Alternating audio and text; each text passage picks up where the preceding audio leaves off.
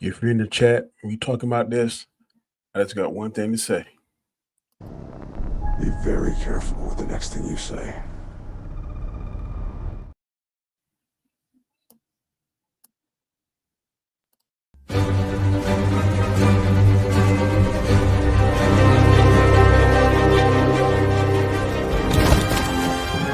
I am inevitable.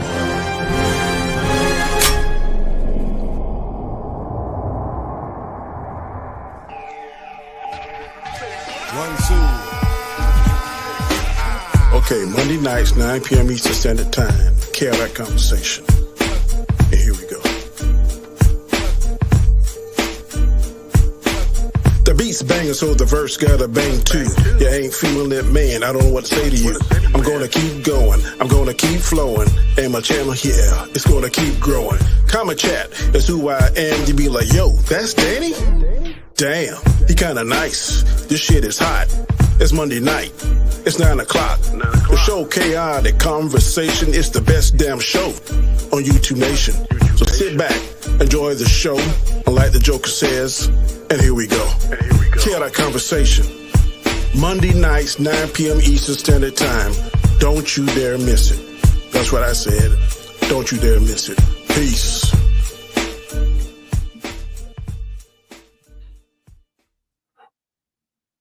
What up, what up, what up? This is a special edition of the Chaotic Conversation. As always, I got my main man to my right. That is Mr. Anzo Hodges of Bigger For Entertainment. What's going on with you, brother? Doing good, brother. What you saying? How you doing? It's been a minute since I heard that intro. Shit was lit. Man, I dug that one up. That was year 2 of our chaos? Yeah. Mm-hmm. I thought I didn't know I even had it. And of course, our special guest, our brother from another mother, Mr. Brian the Grizzly from the Spoiler Kings. What's up with you, bro? You muted. You muted. Dude, that was fire. I was sitting there, I was bobbing my head. I was like, I gotta mute myself, make sure I don't say nothing. This is I was like, this is fire for real. Man, thank you. We are talking about tonight one of the best shows that I've seen in a long time, far as start to finish. Well, I won't say start to finish, but there were some parts that was a little weak, but the last 6 episodes is fire, and that is the show called Cobra Kai. I think it was on Netflix. I think Oswald told me about it last night or something. I believe when we were talking about Captain America for 2 hours, and 2 hours. Sent the link for this guy downstairs. I was like, all right, let's put it on. And it was Valentine's Day, so my wife she had a surprise for me. I can't tell you what it was, but it was a surprise. I got you. That's what you got from the theater? Yep. I'm scared of that. It was like, it was I didn't have either. Oh, yeah. Wait, how much was it? $40. $40. Yeah. That means it would have been probably $60 for you. 60 here. Yeah, I'm good. I didn't even see it that even offered at my theater, but I did saw those delicious giant cinnamon pretzels, and that's what I had. I had that too. It was quite delicious. I go to movies so much that I have gift certificates. So they send me stuff. It's like, hey, Mr. Grizzly, here you go, right here. Exactly. And Danny, there ain't no way they're wasting their inventory to send that to some theater in South Carolina, homie. Wow. You're the hate. Because they know most of the clientele like me. I know I ain't doing it. Maybe something special. I mean, something I can't get. Ever. Same here. If it's nice, I mean, you see the one I got right here, the Beetlejuice one for the recently deceased. That's a popcorn holder. Popcorn. Wow. And they paid what for that? $40 for that too? No, 20. Okay, because that doesn't look like it holds a lot of popcorn in it. I'm like, no, the popcorn comes free with it, so you get like a thing of popcorn along with. They send you that. Okay. Popcorn costs $20 or $12, so like I get the thing based for $8. Cool, man. Food at the theater is ridiculous, man. Facts. It was $19 for me and my oldest grandson to go. My youngest didn't want to go, and secretly I was like, yes. And then he wanted something to eat, and it was another $20. I'm like, man, $40. But it was fun. He had a good time. I'm going to do a stream with him. because he want to talk about it. So I'm gonna talk about it. It's a lot to talk about. I saw you guys last night, and I was like, man, Bro, there's a lot to talk about. And I know why people don't like certain things because they can't relate. And this was a movie that you have to be able to relate. It's also showed me a clip of somebody. Times they come out, you could just hear the condescending tone in their voice, and I was like, really, really. But that's it. You know, if you're not a black man or a black person, black woman, you don't know that these things are real. That the conversation is real. That these feelings are real. This is every day for every person. That you feel like you're doing something. You're carrying your entire race on your back. You know, you're trying to be that. Mm-hmm. So, I mean, some people that don't even understand that, don't feel that. So it's hard for them. I tell you, I hope they don't kill Isaiah. I hope if they give him his trilogy, Isaiah needs to be like his go-to whenever stuff get hard. Because I really like their relationship. That was one of the best parts of the movie to me, their relationship. And it is. And that fact that he was fighting for Isaiah the entire time. He's literally Alfred to his Batman. That's what was going on, you know, and people miss it. It's obviously there, but no one understands it. No one sees it. And he was doing exactly what Steve Rogers did for Bucky. Exactly. Yep. But anyway, we probably could talk about it another 2 hours. But the main focus tonight is Cobra Kai. The last 6 episodes, we'll break them down individually each episode. The first episode, episode 61, was titled "Into the Fire." Brief synopsis: following the incident at the Sakai with a competition, a funeral is held for Kwan in South Korea. When they return to training, Sung Young, that's the old Chinese guy that trained Kreese, and he's a major butthole, forces Yoon to brutally beat up his teammates. Back home, Robbie has trouble getting into college, and Daniel's in trouble with what happened in Barcelona. Silver intercepts Gunther to get him to resume the Saikai Tai. Gunther agrees to resume it if all their senseis agree. Johnny agrees to return to the Saikai Tai, but Daniel does not. Kreese tells Sung Young that Cobra Kai will not return to the Sakai, the competition. Silver talks. Was it? I can't pronounce it. The Sakai Takai. Yeah.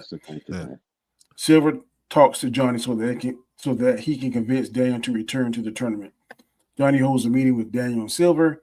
Silver reveals that he wants to get it before he dies of his terminal illness, and Daniel finally agrees to participate again. The young, eager to be the master of the dojo, kills her grandfather. So that's basically what happened in the episode. That grandfather, he's cut from a different cloth. I don't know what his problem is, but when she took him out, I was like cheering. Yes, thank you. It's long overdue. Because when Kreese grew a conscience, I was like, huh? Yeah. You growing a conscience? I couldn't believe it. All this crazy stuff he did. But you know what though? It wasn't out of nowhere, because they've always put the seeds in Kreese in the show that he always really did care about Johnny. Yeah, he loved Johnny. I mean? Yeah. So they always showed he that cared about that girl too. Yeah, Tori. So that was like an extension of Johnny, because that was like that first female student. He saw the same fire saw in Johnny and her, and he loved her just like he loved Johnny. Yeah. And screwed her life up just like he screwed up Johnny's. Exactly. And we'll get to what happens. And I think that's the only thing that I didn't like. But when we get to that, I'll go on. But other than that, man, hey man, I'm not mad at you, because I teared up too a couple of times. I can't even lie. You know what I mean? Just the way the conversations were with certain situations. There's a couple of times I got ugly face, bro. Yeah, I had to put the cover on my head. Yeah, for real though. Man, for real though, because it was, and I said this backstage, like it was just exactly the way it was supposed to end, and everybody got a happy ending, and I was like, okay, I get it. You know, it's kind of like fairy tale-ish, but it was supposed to end fairy tale-ish. The show was supposed to end like that. Yeah, and I'm telling you, man, when he came to the door and asked him, "Do you trust me?" Yeah. You saw that connection. I was like, Who thought Daniel LaRusso would have a connection like that with Johnny Lawrence? That they are literally brothers, like to that point. Like they're the worst of enemies and become brothers. By that was amazing. And that Daniel, even after he saw him, he still said, "I trust you. I'm going to go through this. I don't care what Silver's going to do. I trust you." Yeah. And one of the things that I loved about these last episodes is, you know, even in the ones before it, they still had their little tension. They had arguments, or they had no arguments in this episode. They were in this season, the end of the season, they were all on the same page from start to end, and I love that. I was like, it looked like from the first 12 episodes, Johnny grew up a lot after that death. Oh yeah, if I remember correctly, after that tournament, they were going to go their separate ways because they were pissed off, but they were going to finish it together. Yeah. But after that guy died, like Johnny grew up a lot. Then the fact, I guess he's about to have a baby, so he did a lot of maturing in that time frame. I don't know what the time frame is for as the time of the guy got killed, the time they got back, but it couldn't have been that long because they're still in the summertime, still the same school year. There's something changed in them, and like something flipped. I don't know what it was, but I'm glad whatever it was. I like seeing him not so reckless. I think Daniel also, right? I mean, Daniel seemed to grow up and he was holding on to all of his emotions, but he also started to open up to people and to realize that just because you have a little piece of the story doesn't mean you know everything that's going on. That's how it goes with Johnny. Same thing goes with his daughter, you know, Sam. It's the same thing, you know, with Mr. Miyagi. You don't have to think you know everything, you know. I'll have the whole story because that's the only way I can believe in somebody. No, sometimes you have to believe in somebody, and then you realize, hey, no, this is the right way anyway. You know, he thinks he has the right path always. Daniel had that holier than thou attitude, and when he found out that about Mr. Miyagi, it kind of knocked him off his pedestal, and I don't think he knew how to handle that because Mr. Miyagi and them was always be the good guys, and now the good guys get a blemish, and I don't think he knew how to handle that. So absolutely, 100%. And again, even with that, like you said, Johnny grew too. I'm sorry, no, not Johnny. Daniel grew too. You know what I mean? Even with him, it was kind of always my way, and then he changed too. And I was like, yeah, I love the way they did this with these guys, especially after the death. You know, which would actually change somebody. I think that's why Chris changed as well, because as bad as he's been, he's never actually seen a death. You know. Yeah. But and one thing I didn't like, this is nitpick. The young black guy, they just kind of just pushed his storyline way to the back. And he was one of the better characters that I like. Yeah. Like when he took that stuff and messed on himself, kind of like it took some of the wind out of his sail as far as his character. And I don't know. What I felt about Kenny was that his arc ended at the part 2 of season 3.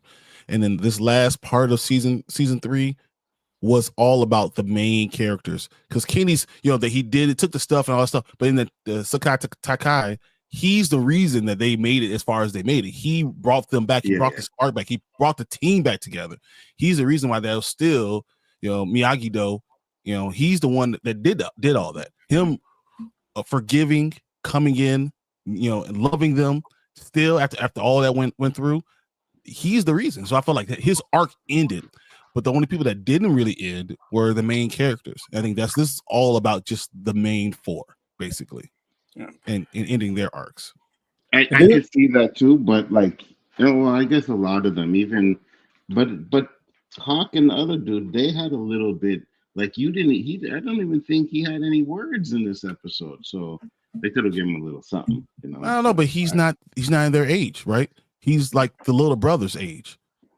So he's not a senior. He's not going to college. So if we're dealing with just the seniors, he's not one of them. Just the girl that was there that gave him the diarrhea stuff. You know, that made him. She didn't have any words either. Like, you know, she had a hug at the end, and that was it, because their arcs were over because they're still sophomores, freshmen and sophomores. You know, they had to have time. This is the end of the road for everybody else.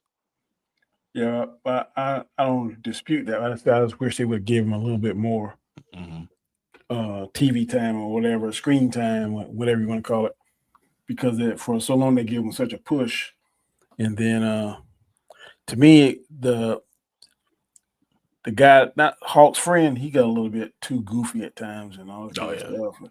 He just kind of get on my nerves, and then I don't blame him what he did at the end, but we'll get to that later. But I just talking about Dallas Dupree Young, I love him.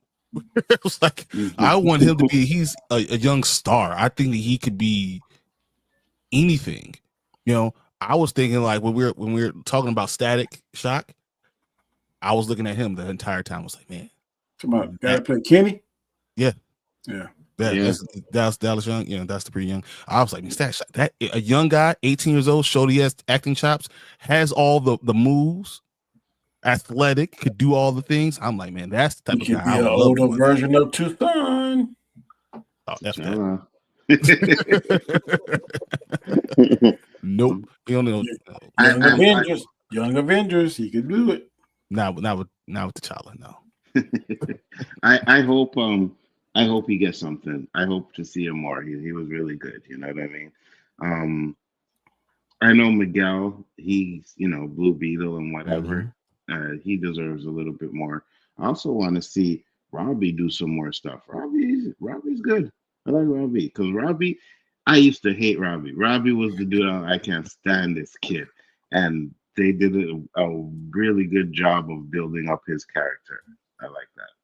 You know, he's like, well, I mean, you've seen him in a few things too, but the only nitpick one of many nitpicks is they didn't seem believable beating the Iron people. None of those people were up to, maybe Miguel. That's what I thought. Miguel, there's no way I'll ever believe that Robbie would ever be able to beat, you know, that guy. Like, he's too small. Yeah. You know, and no way that Robbie is what? Beat that young girl.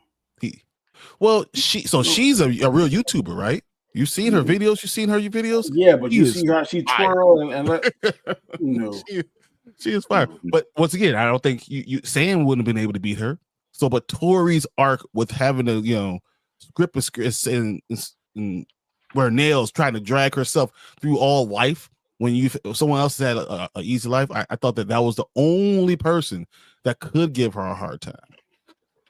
You know, like, and that's why, like, Miguel being taller, Miguel never being afraid of him since the beginning, was the only person that could even challenge him. Robbie could never. I thought if they would have made Robbie win, I'd be like, bullshit. Robbie is too nice of a guy. You don't have that mean streak in him. But I knew they were going to do something with that, you know, with Robbie not being the one to fight him, because at the end of the day, like I said, this had to be about Cobra Kai. It had to be about Miguel. I didn't know about the Johnny thing, that they were going to do that part, but it had to end with Miguel because that's who it started with. And I knew they were going to do that. So I thought Kreese was going to make him his champion. That's what I thought. Me too.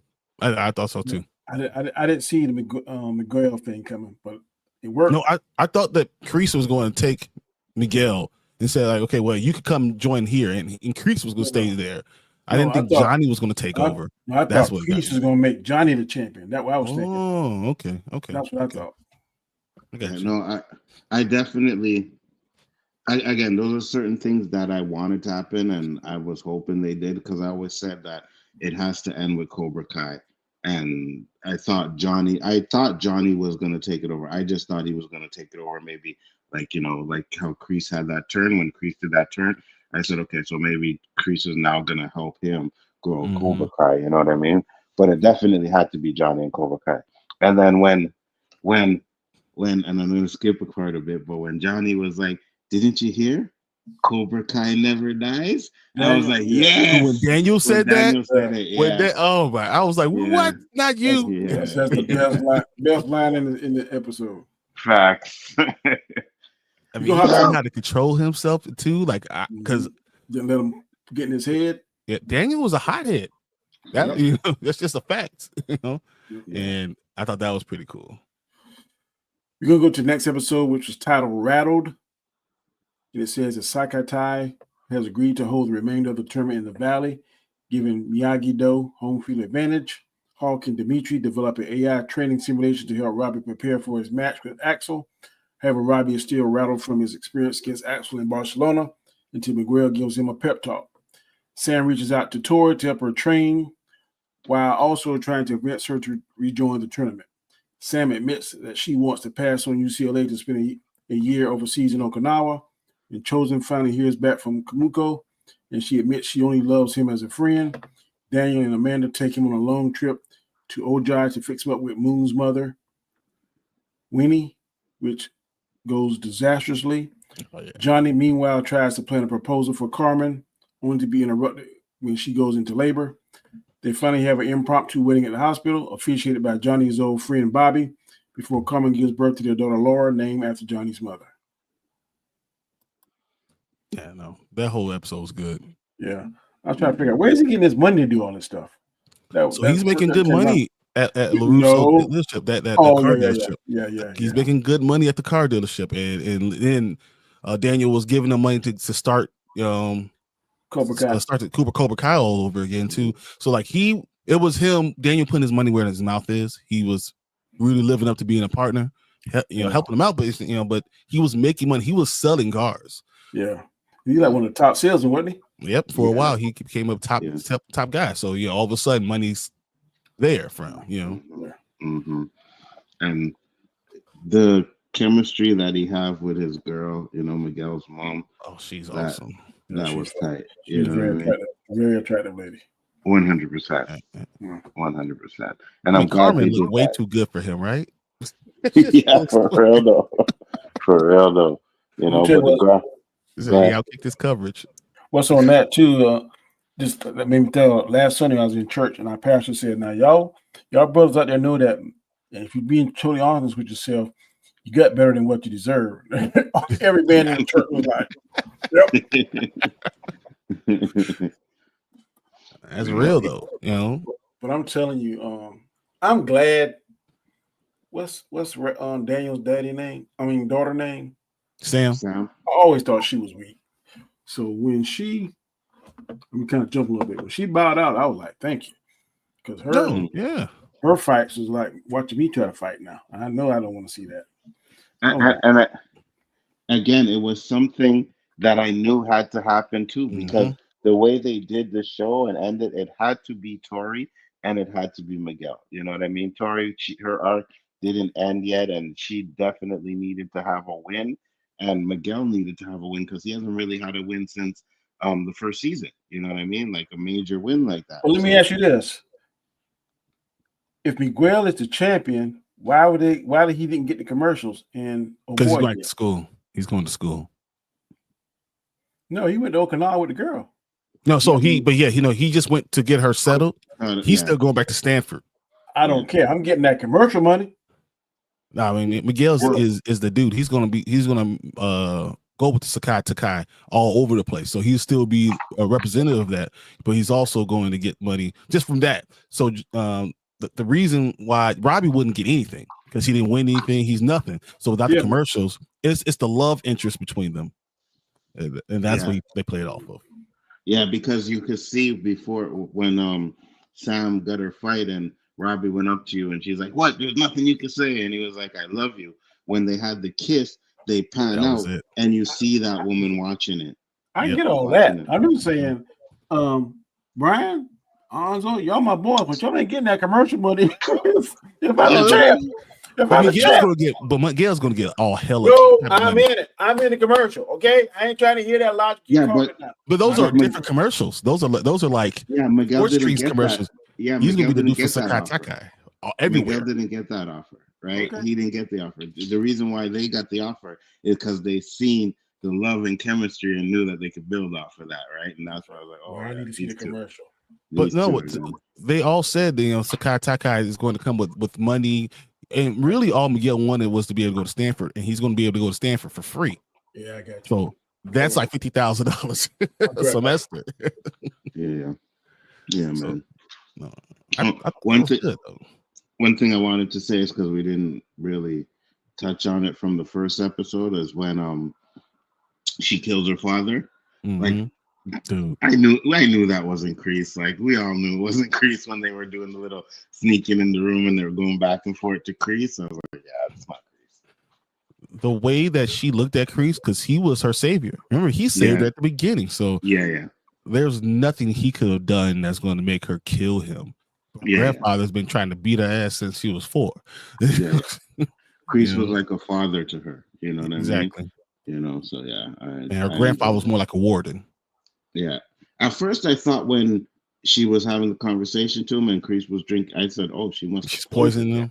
Yeah, I thought she was poisoning him. You know, and then they didn't do that, and I was like, "Okay, well then she's not gonna kill Kreese." But when she did the move, and her grandfather before he died, he said, "Perfect." I was like, "Yeah." It's your fault. You making her punch all those wooden blocks and everything. Facts. Breaking her hand. She did it till she broke her hand. Yeah. What up, Basel? What up, Basel? What's up, brother? Yeah, but let me see. Go back over synopsis. Shit, I don't think she's gonna come back from Okinawa because for some reason she seems to be captivated by Okinawa. And do you think that girl would just kind of put Chosen off because of the daddy or the granddaddy? Yeah, well, no, I think Chosen pushed her all away. No, it says right here. Oh, you mean the girl? Oh, you mean the girl, the one who sent the letter that I like you as a friend? That took over the dojo. Yeah. So that's not the same girl, right? That's not. The person that gave him the note is the one he loved back in Okinawa. That still love him. Yeah. And it had me a little bit confused because I thought that lady he met doing the tarot cards, I thought they had like a little flirtatious thing going. I mean, don't get me wrong, Jesse's fine. I mean, showgirls, let's go. Say by the That's bell. what I was saying. I was like, I was like, Jesse from Showgirls, okay. And I liked that part. I liked the chemistry because he was like, crystals is bullshit. I was dying. He said, that's bullshit. And then she started talking to him, and then he was like, oh, you like Storage Wars? And she's like, of course. And then they started talking. What? Yeah, that was good. Man, I used to watch Storage Wars every day. God, I'm glad I grew out of that. I used to watch it too, Danny. I stopped once I found out they set up a lot of this stuff in there. Yeah, all of this. Yeah, that would hurt my feelings with Pawn Stars. Pawn Stars, American Pickers, all of that. Pimp My Ride. Pimp My Ride. Yeah. Oh, I hurt, man. Exhibit hurt my feelings. I was like, man, maybe I can get my car, and none of that stuff don't even work on that mess. That's what I was saying. I'm like, yo, they said they were like, oh, some of those stuff in the cars didn't even work. I was like, really? Wow. Yeah. Freaking TV, eh? Yep. Crazy. Yeah. But let's go to the next episode, which is titled Skeletons. And it says all the dojos prepare for the resumption of the tournament with doubts about whether all of Cobra Kai will be there. Kreese meets with Tori and tells her that he only registered dojos that she can win and apologizes for what he put her through for Quan. On the day of the men's semifinals, Kreese also tries to apologize to Johnny, but Johnny rejects him. The match between Robbie and Axel resumes with a close first round. In the second round, Axel adjusts to the rhythm of the match and easily defeats Robbie. Daniel encourages Robbie to win the match, but Axel breaks Robbie's knee, and Axel moves on to the finals. Sam hesitates about fighting her match against Tori and ultimately decides not to. After Sam withdraws, Miyagi-Do resigns from the tournament, and Axel is about to be declared men's champion after the vacancy left by Quan. Johnny and Kreese reunite after their turbulent past and embrace. In the end, Johnny enters the tournament with Cobra Kai and Miguel and Tori as captains after Kreese gives up his position to Johnny, much to the shock and fury of Silver and Wolf. So before we get into this, there's two things I wanted to say. Is the conversation with I like Silver. I really like Silver. You know what I mean? Mm-hmm. And the conversation with Silver and Johnny and Daniel, I really enjoyed that. I thought it was great because he kind of got the Somebody at his house when he was trying to be Yeah. sympathetic. Well, yeah, you told the truth. yeah, you know what I mean? He actually, and they didn't trust him, and like, you know what, you're dying. And I was like, yeah, okay, so kind of makes sense in the way they did that. And even in that, they both stood together. Like when he said something, they're like, why are you in this? And he said, no, I just want to do this. They both were like bullshit at the same time. You know what I mean? So they still stood strong in that one. And then the next conversation was Tori and Sam when they were doing the training. And then they had the little conversation at the end. That was my first teary-eye moment. I was like, damn. You know what I mean? Because I felt for Tori. I felt for Tori, you know? Silver, he is like the ultimate bad guy. Yeah. He makes you like, when you think he can't get any lower, that sucker go to a different low. Well, you have nothing to lose, right? If you know you're dying of cancer, he has cancer in pancreas, his bladder. Like, he had 3 different types of cancer. He's going to die. You know, they gave him 6 months to live, and you realize that it's been 2 months already. So he doesn't have much time anyway. So, you know, he's gonna go out the way he wants to go out. He like, why would I care about the world? The world didn't care about me. They get, you know, they're not curing my cancer. It didn't work out for me. So the only thing I have left is this chance at being a champion. So one chance at a legacy. He doesn't have any kids, doesn't have a wife. He's been a terrible person his entire life. You know, and it was like he and Kreese were reflections of each other. You could have gone either way. You know, it was always I could go the good way. Kreese went the good way. You know, no, but Terry Silver went the other way. You know, they were always reflections of each other. Mm-hmm. And even when Silver met with Johnny in the car, and like, okay, that's Silver. I know that's Silver. You know, and they wanted to test drive, and they were having that conversation in there. You know, it was like, yeah, Johnny. And at one point, he would let these guys get into his head. You know what I mean? And he stopped letting these guys get into his head. And a lot of that has to do with Daniel too, as well. You know, so I think maybe it's a relationship with Daniel. Don't you think it's because now Daniel and him he trusts each other for real? Mm-hmm. Like no one else again between. 100%. And I think they both learned a lot off of each other. You know what I mean? Yeah. So. Yeah, because we're going to talk about the end when they kind of merge. That's fire. That's fire. Well, you can tell my strength is this, his strength is that. So that is fire. They're passing people between each other. They're like, oh, this person needs a little more defense. They're gonna go, you know, I'm gonna get Miyagi Do. Oh, this person is doing a little bit more needs more offense. So that, you know, this person is gonna be on Cobra Kai. I thought that was awesome. Yep. Me too. And the fights I thought were pretty good. You know what I mean? I didn't hate them. I see where Daniel said they could use some work. 100%. They improved from when it first started. When it first started, it was kind of hard to watch. But I know you don't like Cole Young, but to me, Cole Young was the best martial artist in the whole show. I mean, he looked him and the girl. Axel, not so much to me. Axel looked kind of clumsy with some of his. He's powerful. That's what it was. And he was going to be more powerful. He's too big. You know how tall that kid is? About 6'4", look like. Between 6'4" and 6'6". There's competing talks about how tall he is, but he's big. He's like 220 and he's like 6'4", 6'5". You know, so who? If there was a weight class, how the hell would you think that Robbie would ever be able to mess with him? You know, you just would grab him and like just slam him. Like there's martial arts is more skill, I guess, than eventually boxing. I get my hand on you, right? Or you can't get past my block. I'm gonna punch right through your block. But sometimes speed kills, bro. You ever seen Ip Man? Yeah. I always thought that, you know, if they're on the same level of martial arts, there's no way. That's what I always thought. Like just like in boxing. If you know, I think like Floyd Mayweather is one of the greatest boxers I've ever seen in my life. If he goes against a big heavyweight, he's gonna get knocked the hell out because they're on that level. It's just he's too big for him. So you think Michael Jai White would beat Bruce Lee?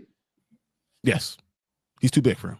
Yeah, so do I. To be honest with you, he's too big. If you're doing points, it's a possibility that someone could be quick enough. But if you're quick too and you're bigger, I don't think you can. It's his size. That's why you have weight classes. You know, even in martial arts, you have flyweight. You're not going a flyweight going against a heavyweight. That just doesn't make any sense. Yeah, but we see in blood sport there were different weight classes, and I mean, and then that's supposed to be based on a true story. And some of the more skilled fighters were beating. Like, look at Frank Dukes; he beat that big Samoan guy. But you have to be at least 180 pounds. Once you have 180 pounds, you're just a full size man. You know, that's like the level. Yeah. You have to be certain big. So Well, how much you think Frank Dukes was in there? Maybe 200 pounds? Not 200 pounds. And that big Samoan he beat, that's like about 350. It don't matter because once you're over 200 pounds, you're a heavyweight. No, but what I'm saying is that's 150 pounds difference. Yeah, but I always saw like Mike Tyson's only 215 pounds.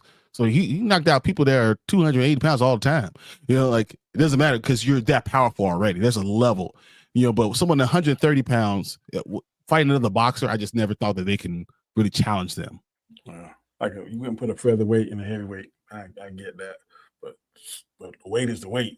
If I'm 220 and I'm skilled, I'm going somebody that's 260 and skilled and quick as me, that might be a long night in the ring. But those are close weights. But if it's like Robbie, who's 135, 140 pounds soaking wet, and the other dude's like 180, 200 pounds, especially as a teenager, that's a big difference. How do you make up the reach? And he's much longer too. No, I'm just saying they're the same weight, but the reach is 2 or 3 inches longer, and the height is 4 or 5 inches tall. You still got to deal with it. No, yeah. If you're the same weight, then it doesn't matter. You size. You know, you can generate the same power. So, I agree. Let's see. What else? The part where Johnny broke down the crease, I didn't expect that. That was tough. I didn't expect that, but that was another teary moment too. It was believable. Yeah, I didn't think Johnny was that good of an actor to pull that off. I know he could do the crazy tough part, but to be sensitive, and I mean, it was believable. I was pleasantly surprised. I agree 100%. And when he was like, you know, it wasn't the fact that you hit me, you abandoned me. You know what I mean? Mm-hmm. You left me. Yeah, nowhere to go. I looked up to you. Yeah, that was good. Yeah, and then Kreese was crying. Yeah. I was like, oh, this is tough. Yeah. I think that's the one that got me when Kreese started crying because obvious he didn't realize how much he loved Johnny until he started to talk it out.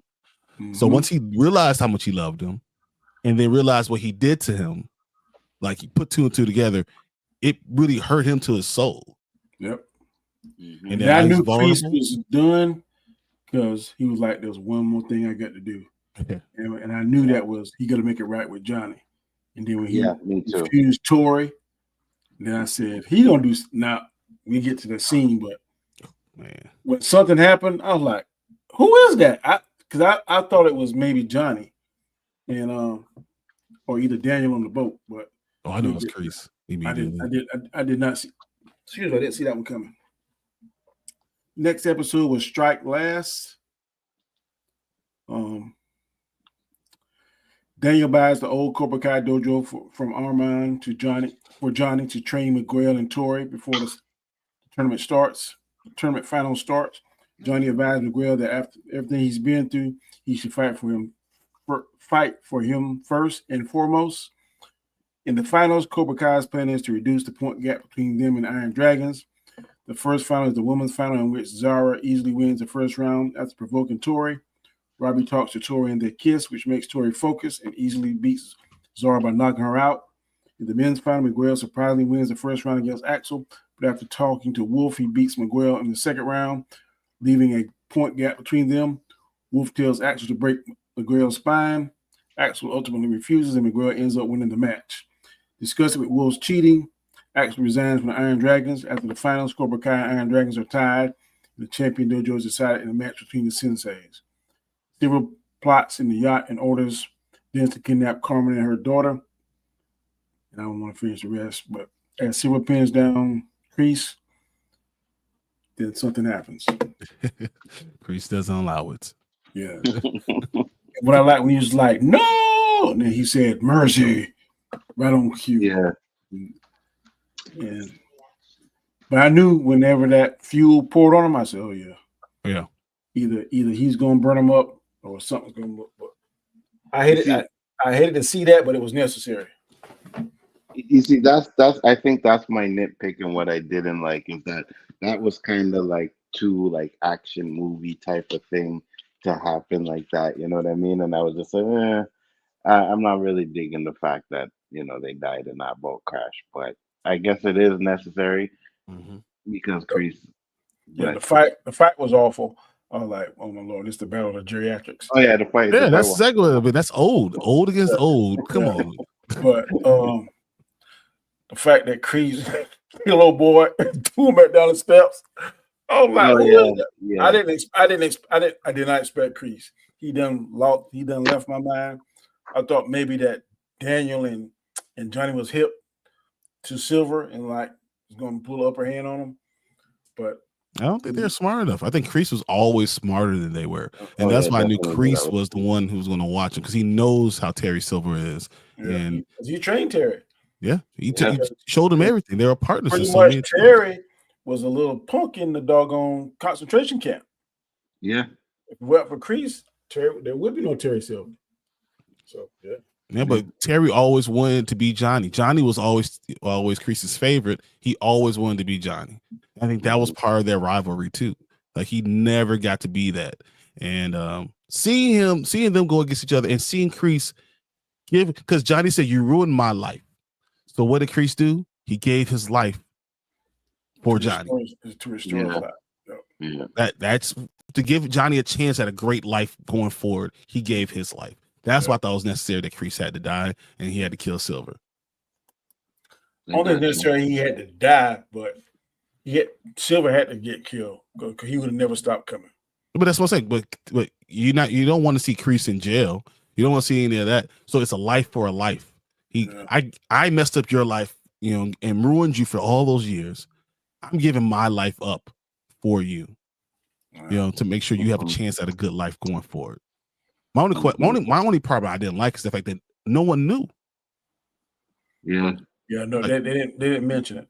Like he had that sacrifice, and no one said anything about Kreese. Yeah, and his sacrifice. Even Cole Young should have said like, "Well, where's Master Silver or whatever?" He wasn't thinking nothing about that. No, he said it. I must have missed it. He just said, "Where is he? I don't know where he is." Yeah, where's Silver? Right before he started his fight, he turned around and he asked, "Where's Silver?" And that was the only thing they ever said about it. And that was it. That was the end of it. They were like, "Oh, well." No one. But I can kind of understand that because Kreese and not Kreese, Johnny and Daniel wouldn't have like asked about Kreese. You know what I mean? So maybe Johnny at the time because I think Johnny kind of when they had that hug, Johnny kind of forgive Kreese and stuff like that. At least it seemed like that. But yeah, I don't know. I don't think he ever needed to see him again, but he did forgive him. He was able to forgive. Yeah, he forgave the him. past and move on. Yeah. Let's see. It was cool that Daniel bought the dojo for him. I thought it was really cool for him to do that. Mm-hmm. It's like, where are taxes, man? What's this? Why do I have to pay taxes still? Didn't we already pay for it? He said, "Did you ever see one of these before?" Like, yeah, it's a property tax. We all see it every year. It sucks.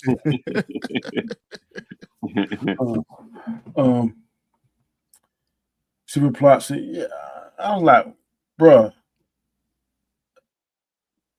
he had a better fighter. There's no doubt in my mind. Cole Young was a better fighter than Johnny. Getting the daughter and the wife is just another. For what reason? Like, there's no reason to do that. Yeah, he's talking about extra protection just in case. So that means you got confidence in your boy, and pound for pound, your boy is a better fighter. I mean, for the sake of the story, he lost, but man, then in real life, there ain't no way. There's no reason to do that. Like literally, Johnny hasn't trained. Cole Young's been doing it forever. He's the youngest champion of all time. He's a better coach. He did all this. He already knew how to treat, how to do all these things. So like, I don't know. He's dirty. He ain't wasn't nothing honorable about him. I'm surprised he didn't like try and break his leg or something. Yeah. He was like, "Oops, I accidentally elbowed you in the face. Oops, my bad." Right in the lung. Like little stuff like that. I didn't like how, like the whole series, Johnny was so tough and so bad.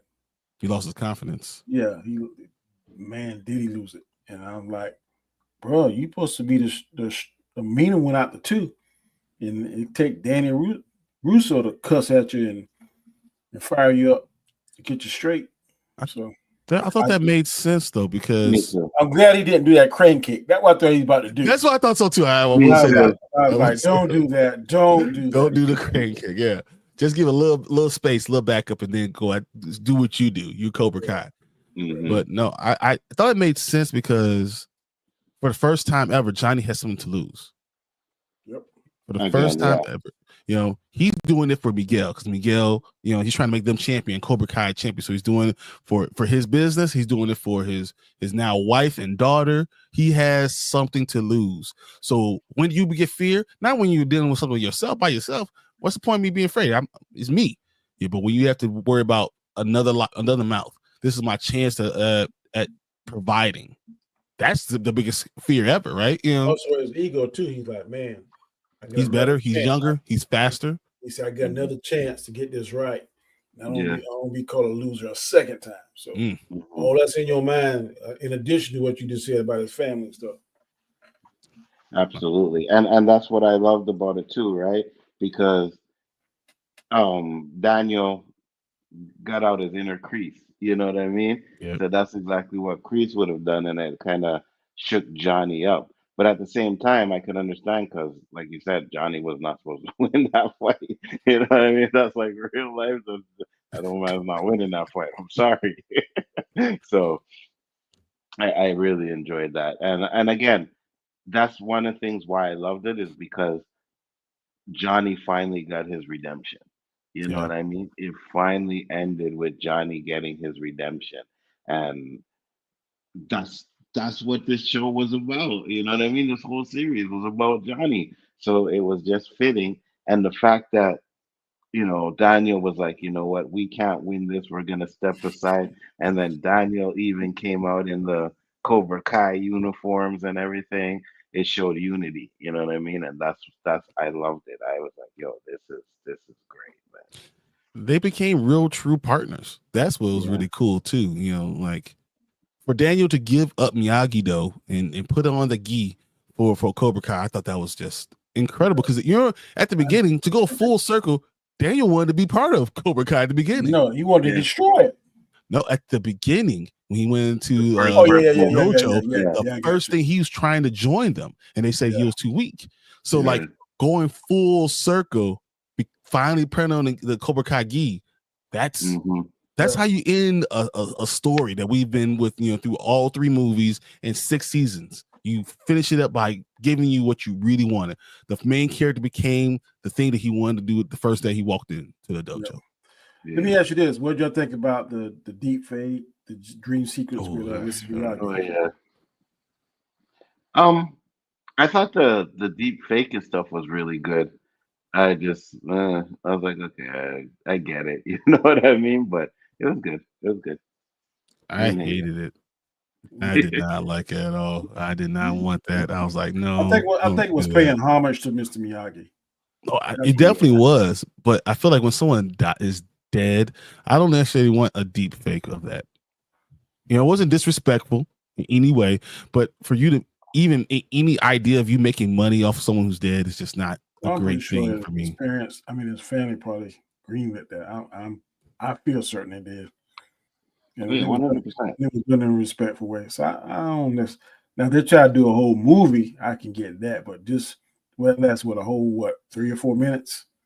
So I wasn't too bothered by it. But here's the thing I'll say is, because I get you where you're like, profiting off of someone's death, but just remember, the family's getting paid for that. You know what I mean? Sometimes, and they probably, hopefully all the time, because it makes no sense for them to do something like that where the family doesn't get paid. The truth is, he is you're using him in a movie that you own the rights of the movie. You don't know what it is. So I don't know, because if you own that property, you could use it if you own it. So I just don't know. So I just always say don't do it. I just feel more comfortable knowing, saying don't deep fake someone who's dead. It looked weird, but you understand it's a dream sequence. It doesn't have to look perfect, right? And none of that has to be, Yeah. It's different from when I'm in like looking at Luke Skywalker because he's not dead. Like it's okay going back and you reliving the movie, but when someone's dead, it's kind of hard for me. Yeah, but James Earl Jones is, and they'll always be using his voice. Yeah, right. I don't like that either. But they paid him though.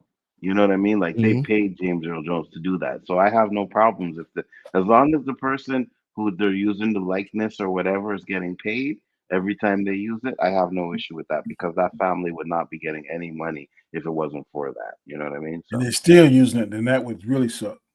You just don't know if they're getting paid though. So that's why I don't want to even assume or not. I'm saying if they're getting paid, I don't mind it because it would be worse if they were using the voice and the likeness and not getting anything for it. Right. So if they are getting paid, I don't have a problem with it. If they're not getting paid and it being used, I have an issue with that. Yeah, for sure. 100%. Me too. I think usually your likeness, you don't have to pay them, but because they own the movie and they're just using their own movie, film, stuff in their own movie. But I think if you use a voice, then it does. I think that's. If you go back and use clips from movies that this person made, I don't really have a problem with that either. Yeah, like you're making a new Star Wars movie, or you're making a new Darth Vader movie, and we hear James Earl Jones the whole time. No, his family should be getting compensated for that. Yeah, 100%. And I also think with the likeness too, I don't. Because even if they own the rights to the movie, they don't own the rights to the person's likeness. You know what I mean? So they still have to get something for that. They still have to get approval from the family for that. I'm pretty sure there's some kind of verbiage in that contract though that they can do. It depends on what maybe, that. Maybe. There might be. It was in the 80s, so there might not be something that was actually thought of. Yeah. You're right. There might be. There might be something in the contract where they could actually use your likeness. Definitely not since AI is so prominent. Because like I think I listened to a interview with William Shatner. He said he knew nothing about syndication and all that kind of stuff. So you know how much money they losing because Star Trek is all over the place. So they ain't getting none of that. Yeah. But that's where the writers association and all these guys come into play. That's what they were striking for, right? Because they knew AI was going to be something that's gonna like affect them. So I'm pretty sure. He died in 2005, so I don't know if he did. And that's why Michael Jamal Warner was so pissed off about Bill Cosby stuff because the Cosby Show was syndicated, but because Bill Cosby went through that mess, it hurt their money for a while. They took it out. Now they're starting to come back now. But then I heard a recent video like him and Eddie was mad. It was Malcolm and Eddie because they knew the magic number was 100. I think they stopped at like 98 or something like that. 99. What? Yeah, one episode before 100, they canceled it. Yeah, that would have ticked me off. But let me read this last episode, the synopsis. Johnny prepares to fight against Sensei Wolf and Daniel, with Daniel and Chosen. Daniel explains that whether he wins or loses the fight, he already has a family and already has won in life, and they begin training. On the day of the fight, Wolf berates Johnny in the locker room, and Johnny tries to hit him, but Wolf easily subdues him and distracts him by talking about defeating him and his family. In the match between senseis, Wolf bests Johnny, winning 2 points while performing illegal moves that weaken Johnny. Daniel gives Johnny a Cobra Kai style speech and makes him confident and face Wolf. Johnny and Wolf have an exchange of blows in which Johnny scores a winning point, proclaiming Cobra Kai the champion of the tournament. Sometime later, Johnny moves into a new house with Carmen and her daughter, and while Miguel, Sam, Dimitri, Hawk, Robbie, Tori, and Chosen continue their respective paths. Johnny and Daniel collaborate with their students as senseis to train them in Cobra Kai and Miyagi-Do at the same time. Like I said, like we all said and can agree, this ending was fantastic. Some of the fights wasn't believable for as the outcome, but hey, I can live with it because it put the end of the story in a nice, neat bow. All the good people lived happily ever after, and the bad people got what was coming to them. So I definitely enjoyed this. I think it's definitely rewatchable.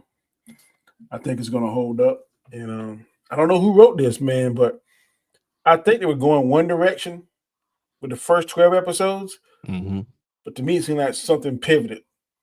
And whatever made them pivot whatever they cranked these last 6, to me it was a masterpiece. So they said I was reading earlier that they wrote the entire season all together, and the idea was finish up A, finish up B, then finish up your stars. Like it was finish the end of the story for the Sakai Takai, then finish up with all the rest of the crew, and then finish up the story. So they wrote it in that way. That's exactly how they wanted it to be done. How they told the whole story, and they filmed it all at the same time, and they only broke it up because they wanted to give each part like a movie. They were even considering releasing it as 3 different movies. Wow. Did they do anything to kind of promote the upcoming movie? I didn't see anything like that. I was trying to see. No. I would have done that because this left off on such a high note. I would have tried to use some of that momentum to try and push. Because does that movie come out in the next couple of months? The studio's not Netflix. That's doing the movie though. Yeah, I see. Would have been like, hey man, give me some love. I ain't asking for it. Give me 30 seconds. Yeah, and I think Daniel, I think he was one of the writer producers on the show as well, Danny. So because it's Karate Kid's always been his shit. You know what I mean? Like that's all he ever done. That's all he's really ever had. So I think he was a major part of the story in there. And I think maybe during maybe season 3 or something like that, it kind of seemed like it wasn't going to go where it was going to go. But I honestly believe that they always knew it was going to end with Cobra Kai on top. You know? Yeah. Yeah. So I didn't see it, but I'm happy with it. I was like, so this gonna kill Miyagi? No, that didn't make sense to me. But then as I kept watching the shows to see what they did, it made sense. And like y'all said, and which it slipped my mind, but Brian brought back to my attention that in the first Karate Kid, he wanted to be part of Cobra Kai. I forgot about that. So that is full circle. Absolutely. And I was gonna say too, even when you watch the earlier episodes, it seems like, oh, maybe they're actually going to merge Cobra Kai with Miyagi-Do. That's where I actually thought they were gonna go with it, kind of like that. But I was like, no. But it kept Cobra Kai alive, and I like that. Yeah, exactly. Get rid of that Eagle Fang crap. So Ralph Macchio and William Zabka are both executive producers, and they got the exact same deal for both of them, and they were all part of the story. The overall outline of the story, they were all part of it. Yeah.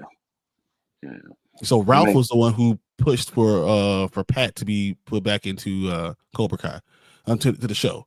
He wanted him. He wanted Mr. Miyagi to be part of it. So he's the one to push for it. Yeah. Well, it would make sense. Yeah, I don't have a problem with it. Yeah, it would make sense. You know what I like the part too where I'm gonna cut you off, Hanzo. When his mom gave her the Mr. Miyagi mother. Oh, the pearls. Oh, yeah, that was another moment. I was the fact that he already always knew and wanted to get Sam the pearls no matter what. Like he really was her grandfather. That's crazy. Yep. And then explain the story that Daniel was always having an issue with, you know? Yep. The mama knew the story. And that you knew it right there, but yeah, it was good right how they did that. Yeah. And it made sense too, right? Because Daniel never found out till, the first part of the season. Daniel never found out, so he never really had a chance to talk to his mom about it to get the story until she actually came there and everything, Yep. And so I really enjoy that. I also enjoy, which I would have liked a little bit more of. I also enjoyed his sister. His sister, she's on point when she comes in. She's like super Jersey Shore Italian type. You know what I mean? No filter. She's telling how it is. She's like, "Oh, so we're just gonna lie about this now? That's what we're doing here?" I was like, "Yeah, she's good." And they just kind of threw the son to the trash too. The son, yeah, he didn't have much to do, but I think his But they story said that, was over. all the young kids, their arc ended last. The last thing. The last, Yeah, they were not going to be part of this one. There's no one that was young that's going to be any important part to it. Only the seniors, because those are the kids who started the first season. So this is the end of the show, right? Is it going to be? This is it. I seen something online about is there going to be a season 7? I was like, huh? No, this is the end of the story, and they wanted it to be done. The truth is, I mean, you gotta look at Zolo. Zolo is going to be busy as crap. Yeah. Being Blue Beetle, going to be in the new DC. He's just busy. I mean, he's a real actor, and people want him. So, he's going to need the time. He can't spend any more time with him. And then Tanner, who is Robbie, is getting married to Mary or Sam. They're getting married. Yeah. Yeah, they're dating in real life. Yeah. No, I mean, they're engaged. They're engaged, yeah. In real life, yeah. So it was definitely the perfect ending for the show. You know what I mean? There's a lot of shows out there that have endings where it's like, oh, the show was great, but the ending doesn't hit the landing. This ending hit the landing emotionally and everything. It was exactly what it was supposed to be. You know what I mean? So you like this ending better, Alonzo? Or you like Superman Lois ending better? I like this ending better. Those are two different type of shows, but yeah, this. No, let's talk about as far as the ending. Yeah, but because I just feel like this. I grew up with it. This is like my entire life. I've been this story. So when you have characters that have been around that long, you want only happiness for them. And one thing this show shows too, that it's never too late to do a sequel if you can do it right. There's always a question about there's too much time has passed. No, if you can do it right, and if you really immerse yourself in the lore, like Star Wars should be doing, they should take notes from this, then they could do something really, really good. This is 2 times I've seen something that Top Gun, to me, Top Gun 2 is better than the first one. And to me, this show is better than the movies. So I don't know if it's better than the first one. I was just about to say that. I don't know if it's better than the first one. I really like these shows. Yeah, I love this show too. I'm not gonna say that. Cobra Kai has been amazing. Is it better than the first Karate Kid? I don't know, because that redemption story was so good. And one thing I loved about this too, the last part where Daniel's like, "Oh, I can tell Johnny, I can tell you're off, right?" And then they have the conversation, and they're talking about, I lost to you, and Daniel's like, "The only reason why you lost is because you ran into the kick. It's not like it was such a magical kick, you know what I mean? You ran into the kick." And he told him that. And I love that, because that's exactly the reason why he was like, "You were doing this for 10 years. I was doing it for 6 months. There's no way in hell I should be beating you." He said what everyone's been thinking the entire time. And Johnny was so blinded by rage and revenge, he never thought about, all I had to do was not run straight ahead. I'm the better fighter. You gotta stay balanced. Stay balanced. Yes. And he even says that in this, like when he's talking, he's like, he said, "I lost," and he was like, "I was the better fighter." Like he's only been fighting, but my anger, and when he was talking to Miguel, he's like, "My anger and my revenge," and that's what clouded my mind. He's like, "Don't fight for anybody else. Fight for you." You know what I mean? Do it for you. So it was a little much, because it seemed like every fight someone had to have like that motivational speech. You know what I mean? It was a little much. I was like, okay, right. Instead of going in there focused already, they got to get refocused or something. Yeah. Everybody gave a motivational speech. Daniel gave one. Johnny gave one. Robbie gave one. You know what I mean? Miguel gave one. Miguel gave one. So they all gave this motivational speech, and I was like, okay, come on now. But it worked though. It worked because I liked the connection between each character, and they made the exact right character who was supposed to give that speech give the speech. Like no one else was supposed to give that speech to Tori other than Robbie. You know what I mean? So yeah. I got a question for you guys. Of the kids, who do you think is the oldest? Who played the kids? Yeah, all the kids all the seniors, that they were all there. Who do you think was the oldest person? Talking about in real life? In real life. I know Because you know that, but you think about Ralph was almost 30 and doing the Karate Kid, right? So like, he was playing a high schooler, he was 30. So who do you think was the oldest? I think it's either Tori or Sam. I was gonna say Tori, yeah. So Tori is 26. Mm-hmm. Robbie is 26. And Sam is almost 29. Oh yeah. She's almost 30 years old. I could see it in her when she was walking away. You could in the airport. Mm-hmm. She didn't have no teenager. She like a woman. I was like, you like yellow beige to and that. She was too old at the beginning. When she was in them tights, I was like, she got some cakes over there. Yeah, but she didn't move. She didn't move with youth. She didn't have that youthful energy like Hulk and Hulk had been the youngest, and then maybe Kenny, and then Zolo's the youngest. Which one is Zolo? Miguel. Really? He's the youngest. He's 23. He's younger than Kenny?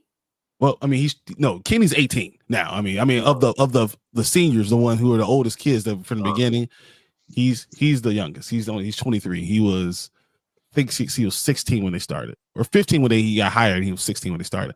Everyone else was already over 18.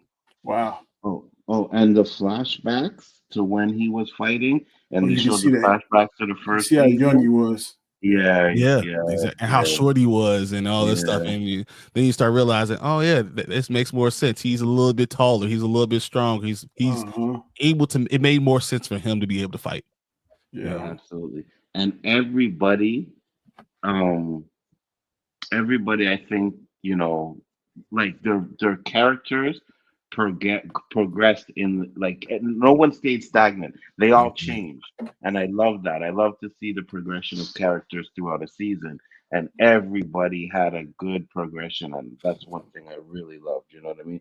They even I didn't the Kreese doing what he did, feeling sorry. I didn't see that coming. So when that did come, that was a pleasant surprise, and I was like, okay, so even Kreese changed. It made sense. Yeah, it made sense. Only one that didn't change, that doggone Terry Silver. Yeah, he was dying. He only cared about himself. That was it. The sucker stayed Voldemort the whole time. Absolutely. Absolutely. But I didn't have an issue with that because you need to have that one bad guy, you know what I mean? And it was him. So yeah, definitely. But I thought I didn't know Kreese would do the switch up. Go ahead, Brian. I will say the one thing I was happy about was that Johnny stayed Johnny. At the end of the day, Johnny he learned some things. He still was Johnny. Yeah, absolutely. The same Johnny we met in season 1 is the same Johnny we got at the end. And I think that was important. Because even when he was doing his, when he was doing his first dojo, he was in there, he was talking, and then he switched up and like, yeah, you little nerd. I don't ever want to see some glasses in here again. Yeah, so he did become Johnny. He did stay Johnny, and I love that. You know what I mean? And even the way they showed him going to his mom's grave, you know what I mean? And he's like, "Oh, I'm sorry. Everybody was right. I am a loser." And then he said, "You don't get a second chance." And then when he went back to the grave, and he's like, "I got a second chance." You know what I mean? Yep, that was perfect storytelling. I loved it. Even Stingray, in the end, he talking to the kids and all that stuff, and realizing they actually listened to me. He was unneeded. And then his mom called him. His mom called him. I need to get my drugs now. That's the only thing about the episode I didn't like. Why did they bring this back? I like Stingray. Stingray cracks me up. You know what I mean? So, I mean, there at the end of there's no character that I didn't like. You know what I mean? I was rooting for everybody, and that's what I really liked about the show. It's like when first, it wasn't really because of the way Robbie was. It was just I didn't like his character. The first couple of seasons. And I didn't like Hawk Friend for a while. He was getting. He's annoying still. He's still annoying, but he's the same. He's just a little bit older than Zolo. They're both 23 years old, so they're the two youngest on the out everybody. Mm. He was aggravating me. Very Yeah, annoying. but he got the gal. He did Yeah. exactly what we all would have done. Like, Yeah, man. Yasmin, she's fine. I wouldn't care nothing about no tournament. you know what I mean? Same here. Same here. It's like we're gonna miss the tournament. Oh well. No, said something about the action. You're gonna miss the action. No, you're not. You know, you're not. He's like, Yeah, oh yeah, I'm yeah. not. You're right. Let's go. He came And out and then, said, "Who won?" yeah, he's like, it's over. What happened? Yeah, hey man. I'd have just came out clapping. Yeah, we won. Yeah, you know what I mean? And, hey, it was a great fight. Yeah, you're right. It was a great fight. You know, I didn't see it. You know, so again, like I said, you know, even Hawk, when he started off, I was like, I didn't really like his character, but then he grew. You know what I mean? Like everybody's character actually grew in this series, and they did a really good job of that. You know? And that's what you're supposed to do in high school. You're supposed to grow. Yeah. Going from a kid to a young adult and learning things about yourself. And they do a good job with that. And Kenny was one of my favorite characters too. You know what I mean? Kenny had a growth spurt too from when he started to when he finished. Yeah. Oh yeah, exactly. And Even when his brother. Even his brother, you know, I'm telling him, hey, don't do this. He first was like, you know, hey, you know, be like me. He was a bad role model. And then as he saw Kenny, he made him not do that. Made him to grow up and gave him the right words. Yeah, and told him, you know, maybe you should go do that karate thing. You know what I mean? Don't worry, go and do it. And I love that. And not to mention the fact that, you know, I remember when Kenny had that fight with Robbie, you know what I mean? And they had that issue. Robbie still stuck and tried to like, listen, man, you're my friend, blah blah blah. And then they ended up becoming friends, and Kenny joined back. And Kenny was pretty much like you said, the savior of last season. If it wasn't for him when he came in, you know what I mean? And I was like, yes, I love that. So he saved the entire tournament. And without him, they would have nothing. Yeah, absolutely, absolutely. When they tagged him in, I was like, yes, good job. So they gave everybody something to do. It was really good. It was really good.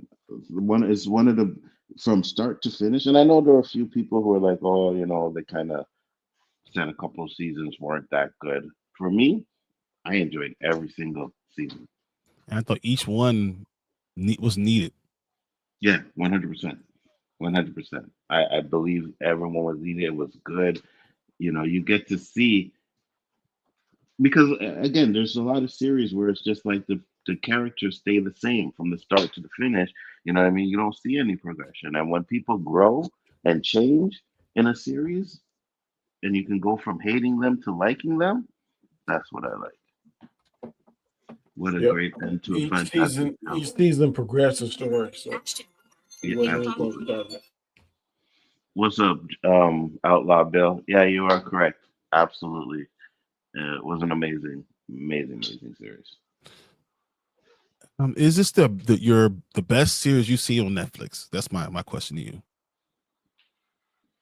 Ooh. I remember there's Daredevil, Luke Cage. I would have to say yes. Like from start to finish, I would have to say yes. It's Cobra Kai, 100%. Because better than Daredevil. Well, I love Daredevil season 1. Season 2 was like, man, it was okay. And then when they started doing the crossover and all of that crap, I was like, yeah, not too sure about that. But when it comes to start to finish, like I never didn't like a season of Cobra Kai. Like I was excited for everyone, and every time every season came out, it knocked it out the park for me. It really did. So you should do a tournament between Stranger Things, Cobra Kai. Well, I also didn't like it, man, but Shogun, man, was fire. Shogun was really good. Tulsa King is really good. And also, but those aren't the Netflix ones. Which one you like? And not even Netflix ones. They're not over yet. You know what I mean? So I think you should wait until like the seasons are over to decide whether it's better or not. They may be good, right? For sure, but I'm just thinking about series that are actually finished, where you get to see start from finish. I loved The Ozark. I thought the Ozark was Ozark's fine too. good. Yes. You know what I mean?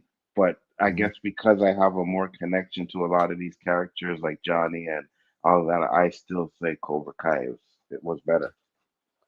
The best series I've seen from start to finish got to be Sons of Anarchy.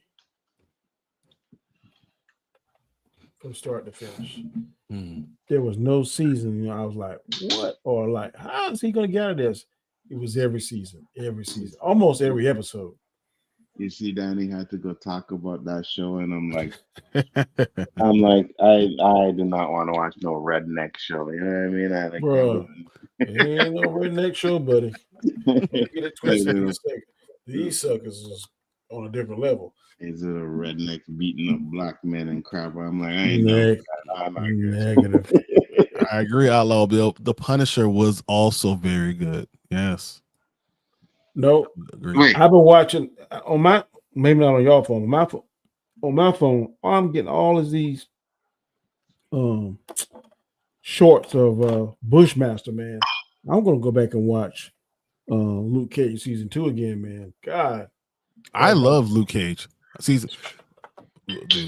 Season 2 is the best. mm-mm. Bushmaster is one of the Season most 1 is the best, but I don't know. he's one of the most underrated.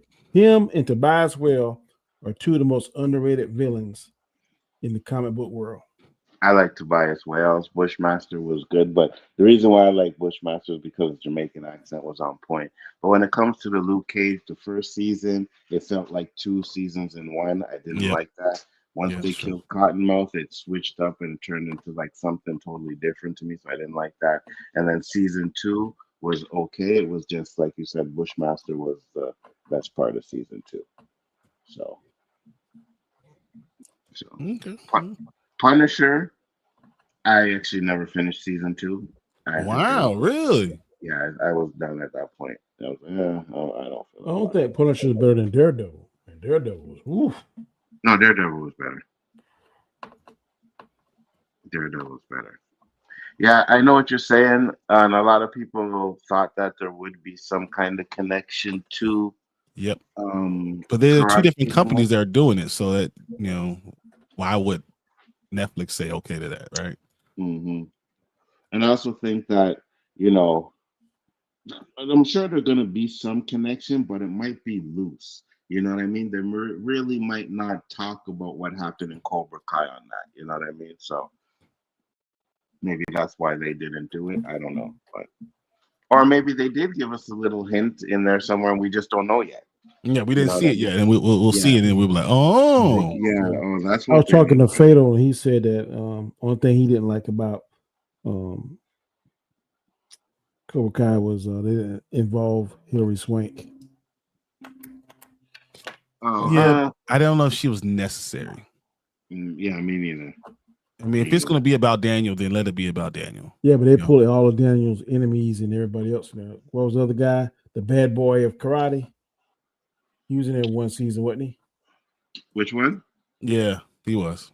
I can't think of his name. He was like he was in Karate Kid 2, I think it was. Yeah.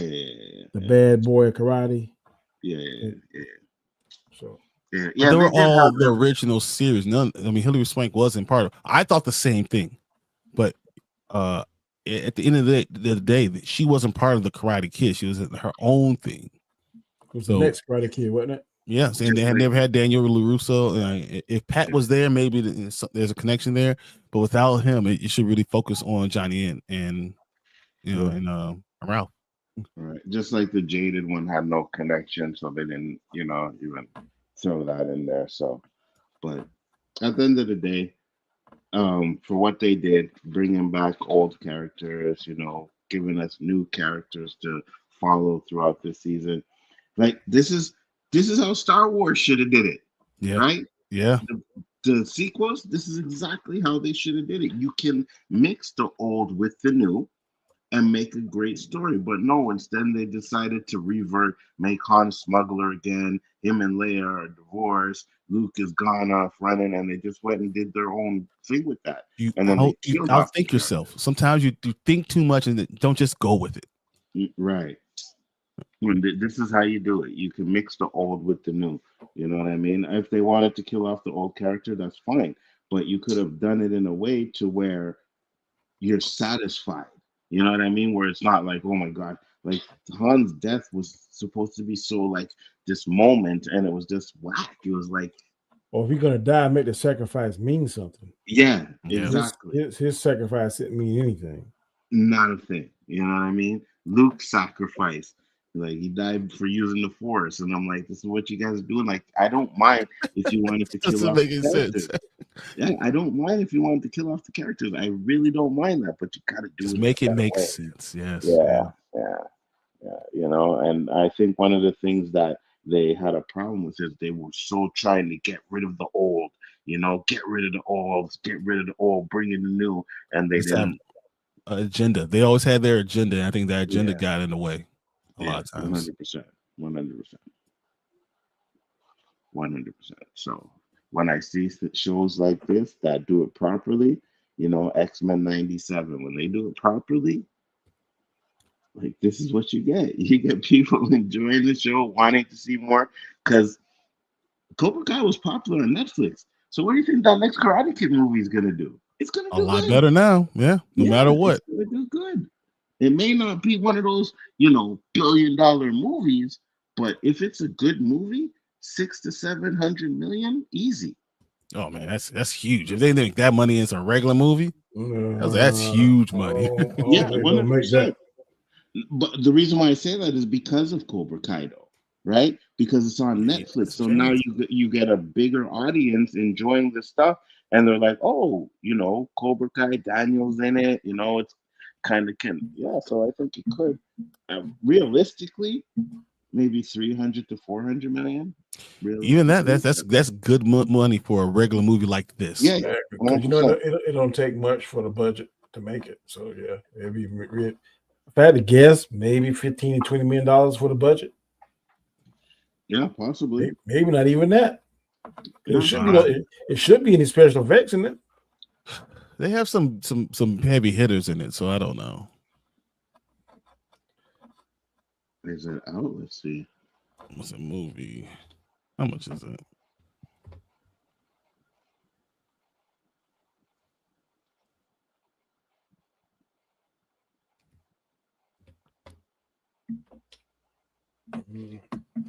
Is it 2025 or 2026? That's why I want 2025 Legends, right? Yeah.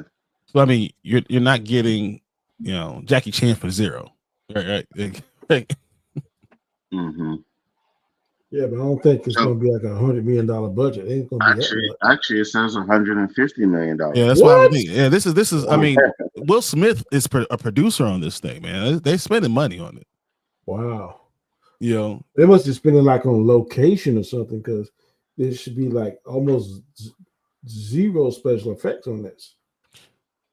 I mean, the story's going to be it. I mean, you had to pay Ralph Macchio again, you know, to get him in there. Yeah. Jackie Chan is like, you know, Probably the president location. of everything. Like he's it. You know, you had to do special effects with Pat being in it. Yeah. So They're probably I mean, gonna have to do some special effects with the fighting too. So,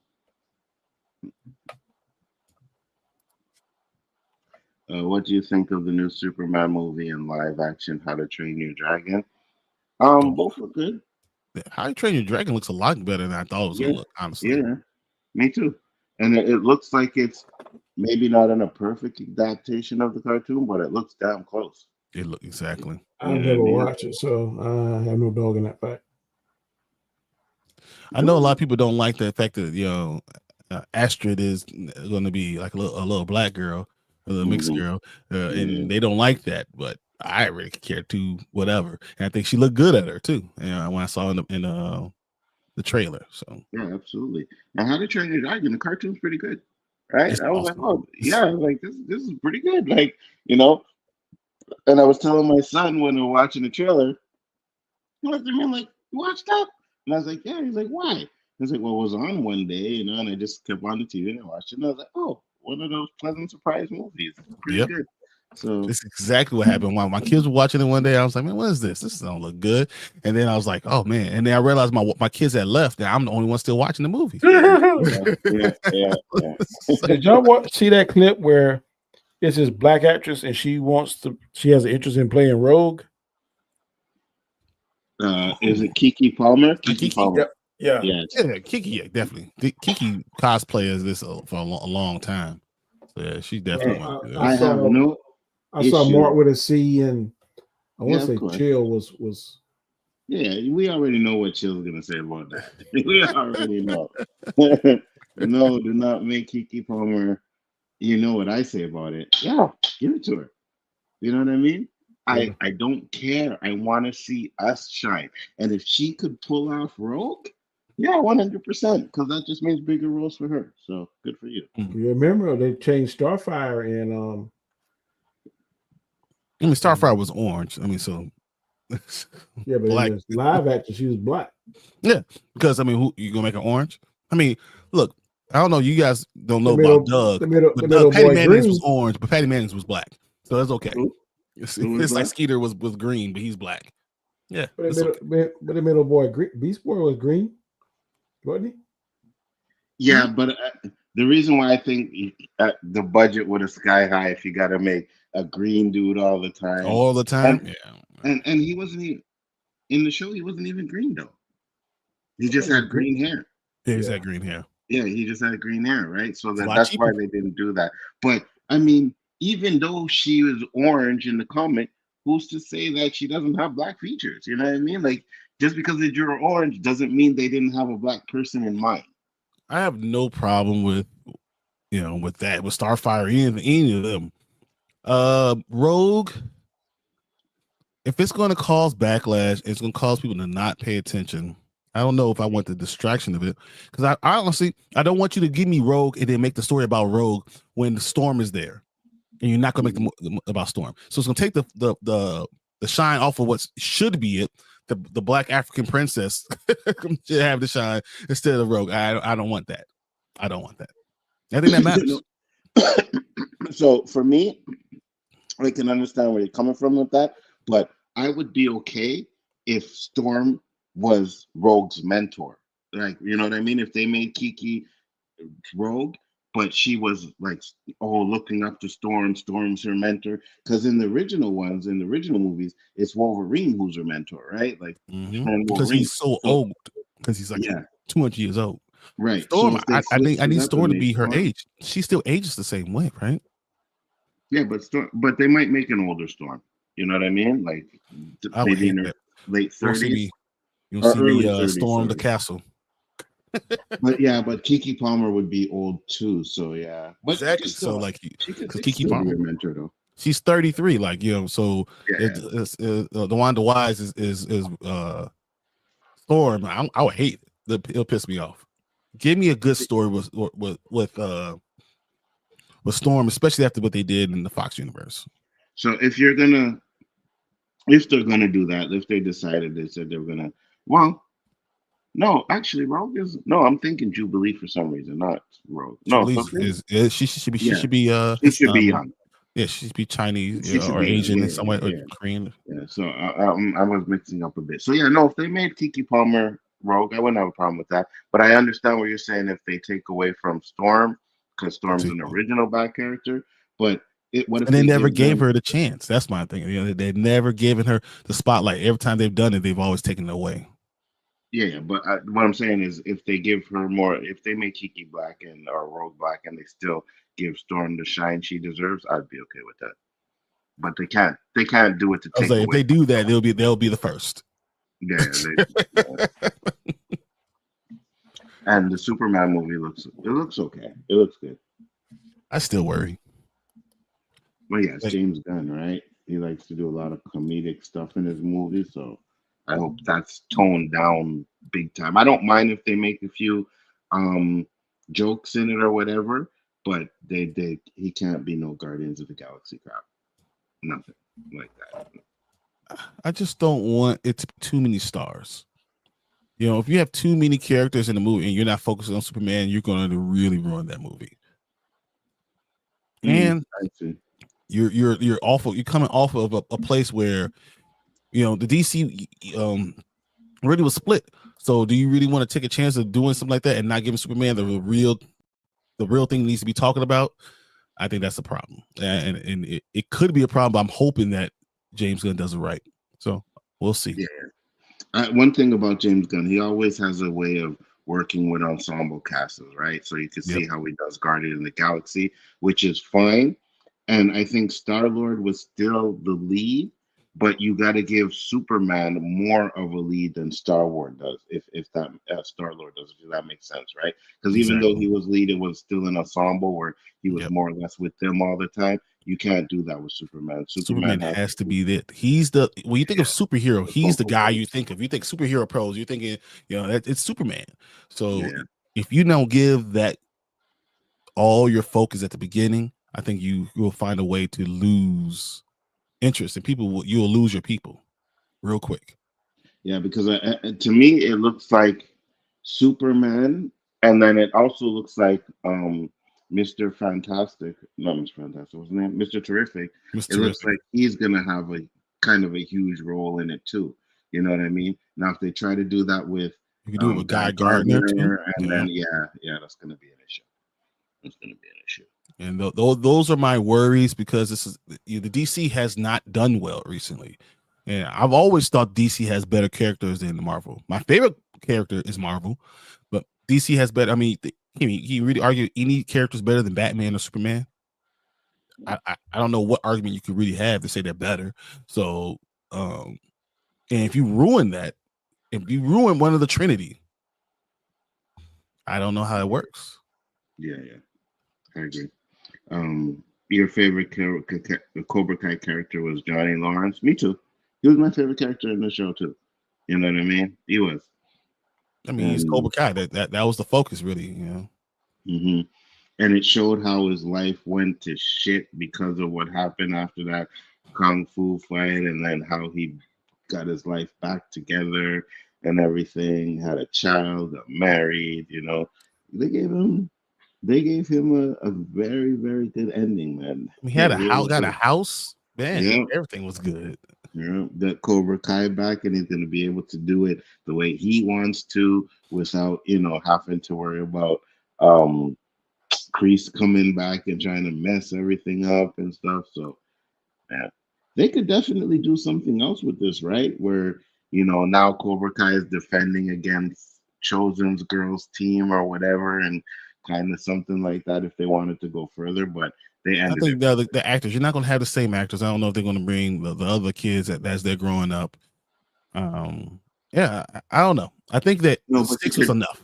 6 was enough. Yeah, no, I agree. But I'm just saying, if they wanted to revisit, you could start it with Kenny, LaRusso's little brother, and the Asian girl that they showed at the end still training.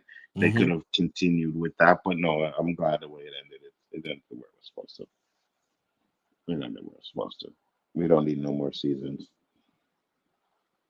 So Damaris Lewis for Storm.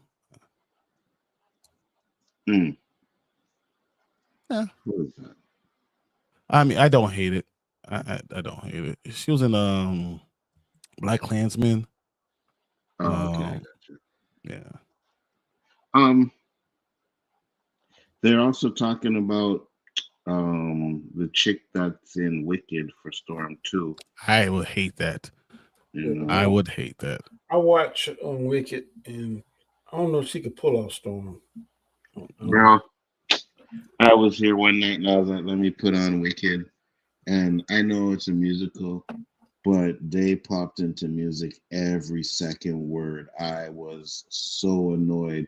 30 minutes into the movie, I was like, I am done. I can't do this. It's literally a musical. I know, but bro, every 5 minutes, it's not just any musical. It's like the greatest musical ever on Broadway. That was too much, man. That was way too much. I couldn't deal with it.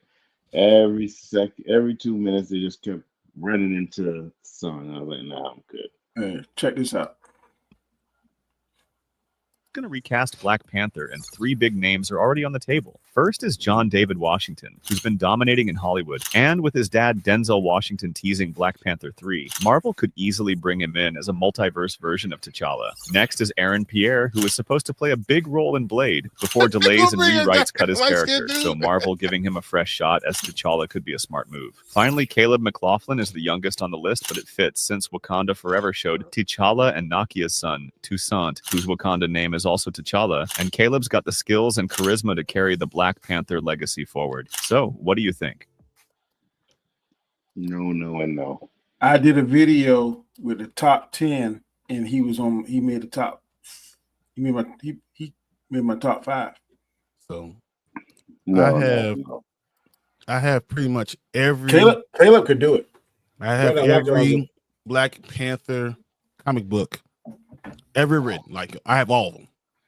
I've read them. I know the storylines, and T'Challa is necessary. If you do, I'm telling you, if it's the kid, you might lose me, man. At this point, you might lose me, and I think that's probably where Coogler's going to go. And I'm not with it at all. And I like Caleb. I like Caleb a lot. And I'm not even going to say like you have to do this, you have to do that. I'm just going to say I'm not going to be there anymore. That would be my stopping point. Mm-hmm. I did not want I didn't want people to boycott Wakanda Forever because I always thought that it's a black movie. If you don't support the black movies, you're going to do this. But my problem is now people are going to you're literally going to get people off the boat, and then you can produce a movie, and then no one's going to go see it, right? And then they're going to say, see, when you have a black character, you can't make money. How can Pierre be T'Challa when it's from a place that's never been colonized? Yeah, he's too late. You've never been colonized. So how would that work? Yeah, he's too late. Agent Ross came in there and colonized. like what? How is this possible? Like, a place that's Agent Ross and Okoye got together and she broke about that van. Oh boy! Oh my god! Yes, I'll just tell you the anger that would come through my face. Like, oh my god! I will storm the castle, guys. But how old is that video? Because there's no way he could even do it because he's doing Green Lantern. Yeah. So he couldn't even do it. I know that was like a hot button for Brian. Yeah, no, the anger that'll come through. Like, what? We're gonna make a light skinned guy, the guy from Africa. What? The one who's never seen colonization, that's never been in a land that's never been there. What? It's like, what? And then Denzel Washington's son. Nah, he doesn't. John David Washington's too small. I don't.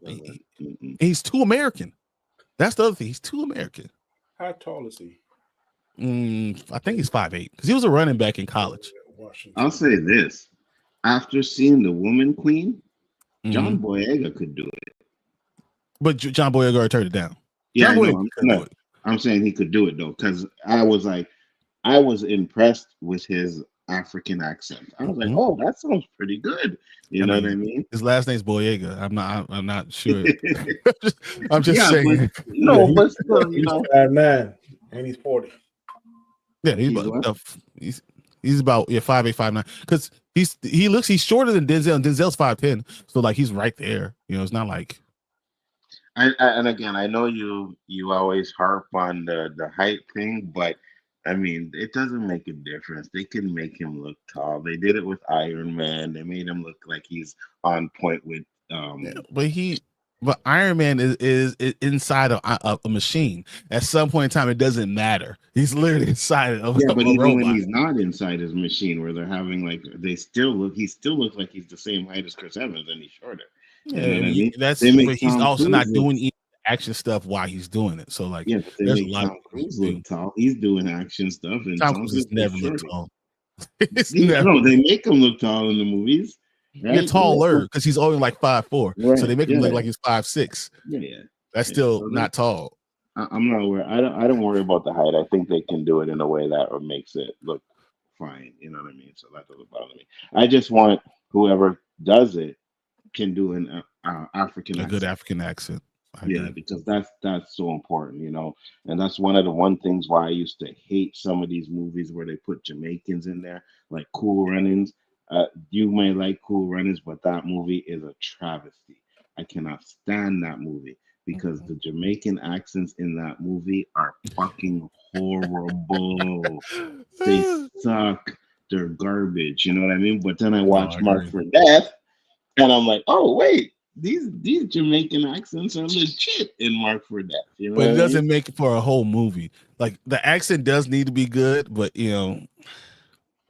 I don't need it to be the whole point of the movie. I need it to be just a Yeah, add for on to sure. it. Yeah. No, for sure. But 100%. But I don't want to be able to, because there was a show I was watching, and I can't remember, slipped my mind, where the dude was doing an accent, but I could hear his real accent Are coming you coming through a through? lot. Yeah, yeah. Yeah, And I'm man. You should have spent more money on a coach, man. yeah, 100%. And it was just recently. It just slipped in my mind because it was just a few days ago that I was watching it. I just can't remember what the fuck I was watching. And I was I like, oh, agree. so I don't want to have that. Wax says they need to make a height and it. They need to make height an issue after watching the girl from Munchkin and Oz playing a real. Stop it, Mike. She was fine. She was fine. She was, I don't know why people say She was short though. He said Munchkin one.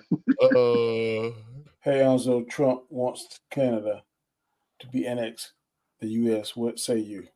Oh my god. You already know what I say. You need to go to war. I give the middle finger to Trump and his 51st state crap bullshit. Oh my god.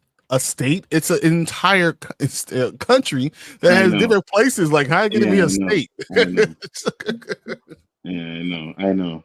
Like, we want what to I make don't know what Canada. he's gonna do, but he get these tariffs right because houses are gonna be through the roof because we get most of our lumber and wood from Canada. And if you Everything raise is- it price so crazy, then anybody can afford a house. No, Mike. No, we're not bringing out 51. I would be so feel like disrespected. Like, what are you talking about? We are our own thing, our own entity. So what are you talking about? Like, I would. We all North America. I'm just saying I wouldn't mind if Canada, let's say hypothetically, because then that way I ain't gonna worry about getting no passport. So I'm cool with it. Yeah, if you want to put it that way, but no, I don't want Mexico. I don't even travel to the States, so I wouldn't care about not having to have a passport to go there. It don't bother me. You know what I mean? I ain't worried about that. No. You're not coming over here and mess the good thing that we have up here in Canada. We do not need American. Give me that free medication. Give me that free. He will mess it up, man. You know what I mean?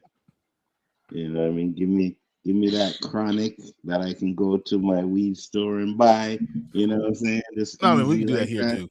We can do that here. Yeah, but you guys need prescriptions and stuff like that. You No, have you to go through those. No, you don't. Not anymore. Everywhere? Not everywhere. Certain states. There's most states you can just go up to. I guarantee you, probably in the next 5 years, every state will do it. Yeah, 100%. 100%. There's like 40 states. 40 states you can just go. And right now, in my world, they like unless it's like a crazy amount, like a truckload or a trunk load, judges ain't even messing with it. You know what I mean? Yeah, 100%. Hey, listen, I remember when, so before they even started about talking about making it legal, there was this guy, Mark Emery, right? He used to own a bunch of, cannabis stores. So they opened one up here, right? And it was like not even a block away from where I used to work. So we said, let's go check it out one day. So we went. It was minus 31, right? Shit. It was cold, bro, and people were lined up all day, 4 hours waiting in line to get into the store. I knew it was going to be big, and I knew once they seen that, I need some Uber Eats. I knew once they seen that, they were going to legalize weed here, and they sure enough did.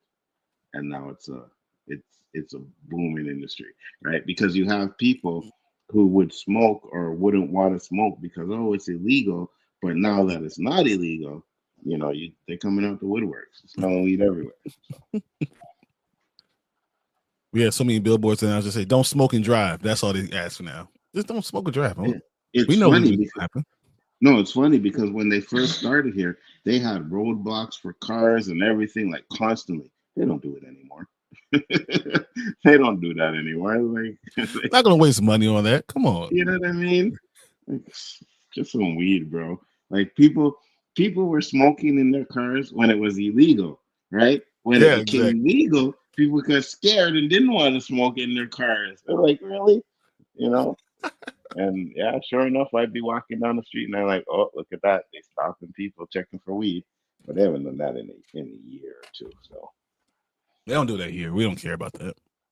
Yeah, they stopped there. And it was because of the bull crap. Oh, weed is this, and you're gonna smoke and drive, and it's gonna cause more accidents and all of that. They actually realized that no, that's not what. You're more careful when you're high and smoking. You ever listen to Trump? He sound like he has sometimes, man. He had a blunt backstage. We saw Snoop Dogg now messing with Trump. He probably's high too. Yeah, 100%. 100%. There's no doubt in my mind Trump wasn't burning with Snoop Dogg. Trump doesn't seem to realize that the states that get the most aid are the red ones that voted for him. Yeah, 100%. 100%. Oh, he just don't care. Yeah, he just don't care. He don't care about facts. And that's what I'm saying. It's like all these tariffs he wants to put on, it's going to backfire. And everybody's going to suffer. Not, everybody. Like people. Big time. Yeah, we're the ones that are going to feel it, not him. So. Yeah, the people are going to be upset. Hopefully, the people realize how stupid they are. I'll tell you what, I'm about ready to go somewhere and steal some chickens because these eggs prices is ridiculous. Bruh. My boy bought some chickens. He said, forget it. He's smart. I just seen a video.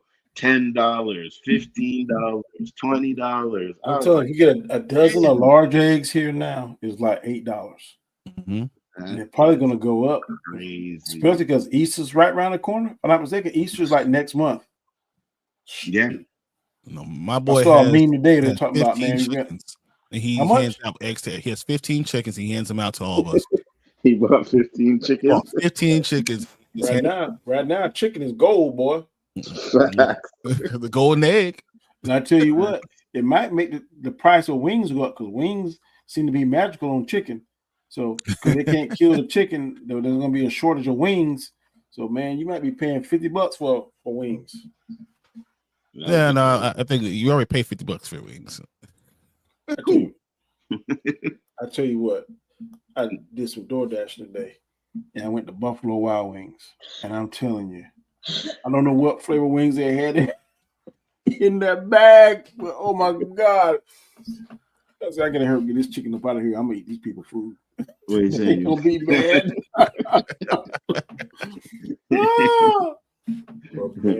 Good thing you're a police officer right down here. That's it, boy.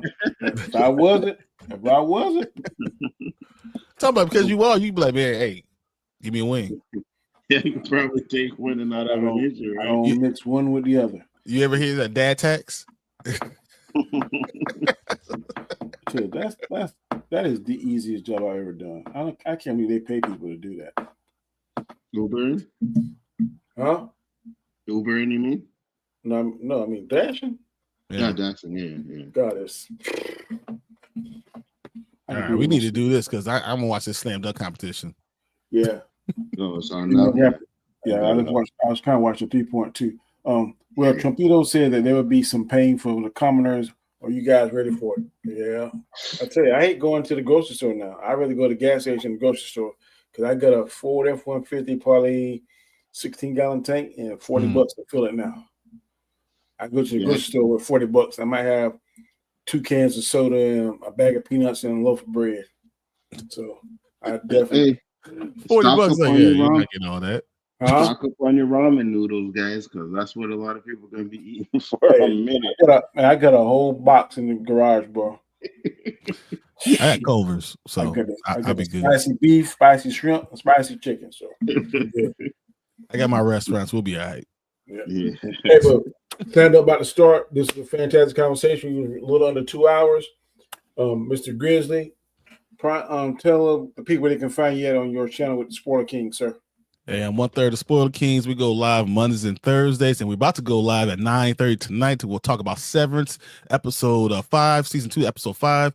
Off the chain. I got a couple of things to show everybody tonight. I cannot wait that we talk about it. So please come and join us tonight, and we'll see you guys soon. All right, that'll work. Zo, Big Four Entertainment, man. What's going on in your neck of the woods, sir? No, you guys already know Big Ford Entertainment. And when he said 9:30, he meant 10 EST time. 10 EST. The real time. All right, guys. So fake time. Gotcha. That out if you're watching Severance, because that show is good. Other than that, you guys know what we do over here. OOC tournaments, from stuff on Tuesday. So yeah, pleasure. Thanks, Danny. It was great. Yep. Down the host, Road to Wisdom, comment chat, Danny. You can find me on Mondays and Fridays on my channel, The Road to Wisdom. Also on Fridays, a lot of times I'm rocking Alonzo when we do the tournaments. Wednesday, I'm on Guy Scar's channel, The Hangout. And tomorrow, Sunday, 7 p.m. Eastern Standard Time, you can find me on Storms Live, where we most likely will be discussing Captain America 4 again. So tune into that. Make sure you tune in to Brian Grizzly and the Spoiler Kings in the next, 30, 45 minutes? Yeah, 45 minutes. So until next time, have a fantastic day. Take it easy. Peace. You know, about 2.5 years ago, maybe a little bit longer, me, Chris Knight, Anzo, Big Four Entertainment, we all came together. 3 different cats, one vision to make Chaos Central the best YouTube channel on the planet. Here's one of our stories. Oh yeah, let's go.